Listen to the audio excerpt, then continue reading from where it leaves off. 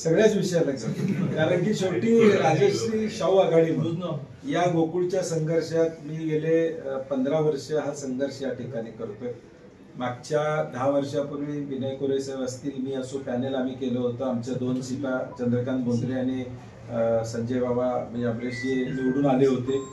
नंतरच्या पुढच्या निवडणुकीमध्ये मल्टी स्टेट या मुद्द्यावरून राष्ट्रवादी मुश्रीफ साहेब हे आमच्या बरोबर त्या ठिकाणी आले आणि या जिल्ह्याच्या या प्रमुख संस्थेवर आम्ही सगळ्यांनी मिळून सत्ता मिळवली। ही मिळवत असताना एक अपप्रवृत्ती बाजूला ठेवायची, एक स्वतःच्या फायद्यासाठी गोकुळ जे चालवत होते टँकरसाठी त्यांना बाजूला करण्यासाठी आणि दूध उत्पादकाला 4 पैसे मिळवून देण्यासाठी आम्ही सगळे एकत्र आलो। आणि ते गेल्या 4 वर्षामध्ये आपल्याला दिसून आलं असेल की 11-12 रुपये दर म्हशीला आम्ही जास्त देण्याचं काम त्या ठिकाणी केलं।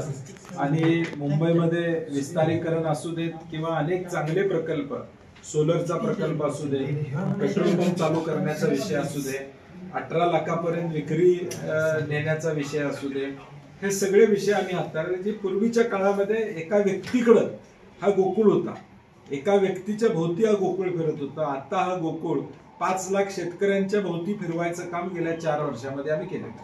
हा वाढदिवस माणसं जोडणाऱ्या, नाती जपणाऱ्या, मदतीसाठी तत्पर, सदैव सकारात्मक विजनरी युवा नेतृत्वाचा माननीय ऋतुराज संजय पाटील यांना वाढदिवसाच्या हार्दिक शुभेच्छा।